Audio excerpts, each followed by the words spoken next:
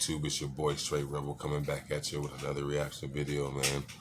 Hope everybody's Sunday still going according to plan. They playing whatever they choose to do, decided, even if y'all chilling, and just taking it easy. Hope it's going smooth.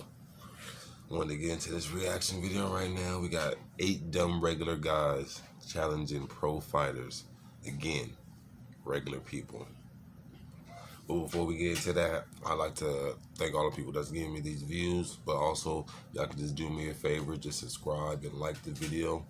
Y'all just be doing me a big blessing right there. And that's all I ask of you, and that's all I need. If you can, you can. If you can't, or if you forget, hey, I appreciate for the view or whatever you can do. But let's get into this reaction video, y'all. Fake tough guys challenging pro fighters. Have you ever watched a professional fighter in action and thought to yourself, yeah, that actually looks like the easiest thing ever, and then acted upon that thought? Probably not, because fighting is hard, and the athletes, though mostly nice, are terrifying. Not everyone has been able to stop themselves, though. Here's a list of fake tough guys challenging pro fighters. Lorenzo Trevino takes on a street fighter.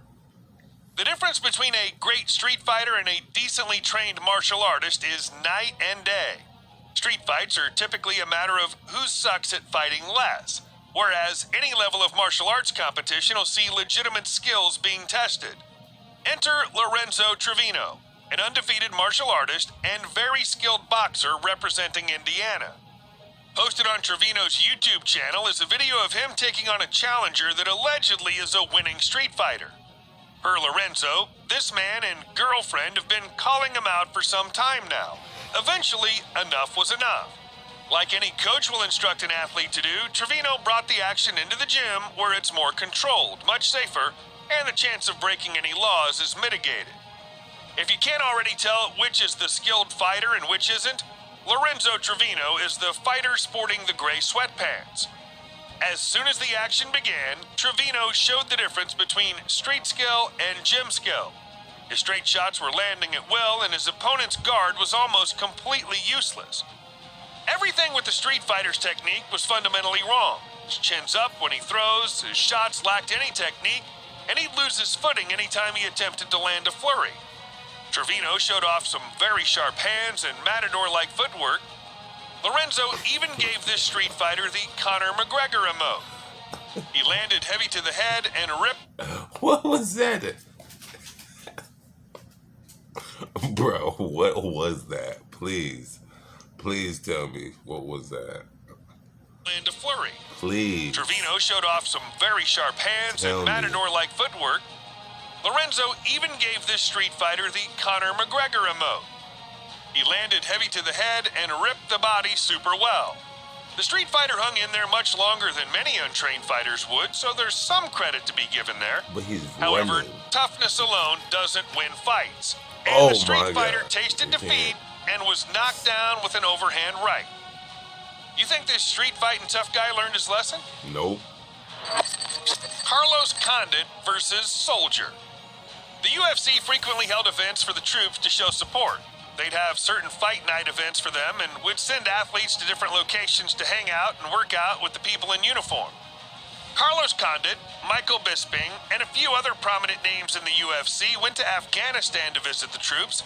Chatting turned into rolling, jiu-jitsu sparring, and rolling turned into sparring. There are some unwritten rules to sparring, the most important being what Carlos told the soldier. Hit me as hard as you want to get hit. So the soldier starts things off with a bit of a cheap shot. The soldier throws his right hand at 100% and connects on the natural-born killer, which gave Condit the green light on hitting hard in response.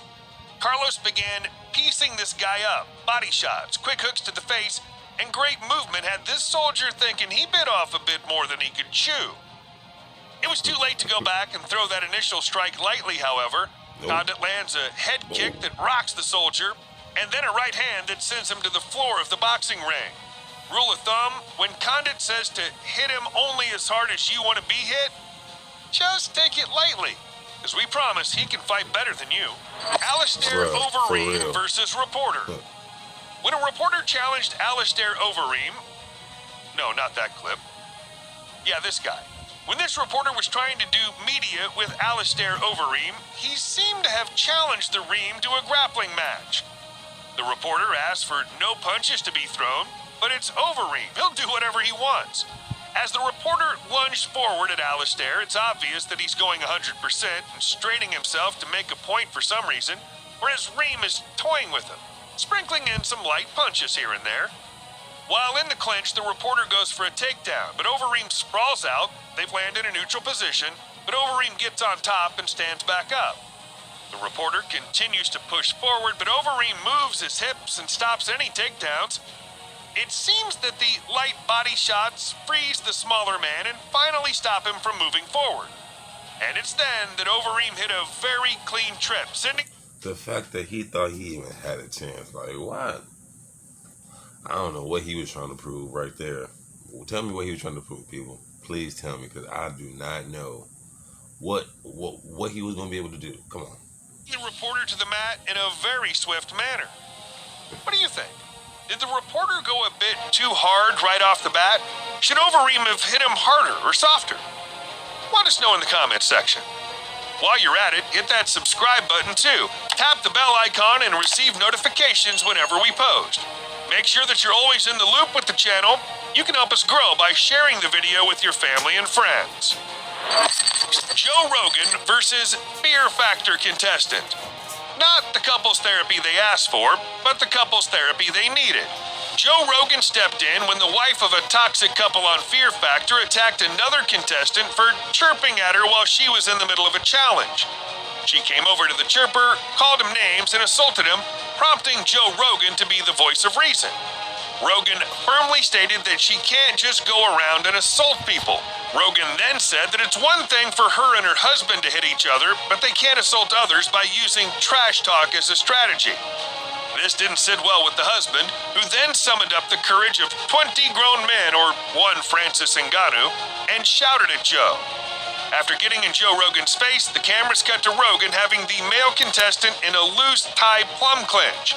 Rogan used this simply to neutralize the threat. Don't get it twisted, this position is very advantageous for Joe. He can knee, elbow, sweep, etc. from this spot, but he chose not to. This contestant's lucky that Rogan's a forgiving soul, otherwise he could have walked away with his nose touching his ear. Of all the terrifying challenges and... Yeah, because funny, that's crazy. It's crazy as fuck how, crazy as hell, how far Joe Rogan has come, like, from Fear Factor to, like, the UFC to having his own podcast. Like, he came a very, very, very long way. But even back then, he still knew, like, he was still training martial arts. He was still training all that, and still smart, like, before, like, his more prolonged journey. Like, nah, I would not mess with Joe Rogan ever. Hell no. Nightmare-fueled twist that the show Fear Factor gave both contestants and the audience, it's safe to say that a fight-ready Joe Rogan is atop the list of most terrifying encounters.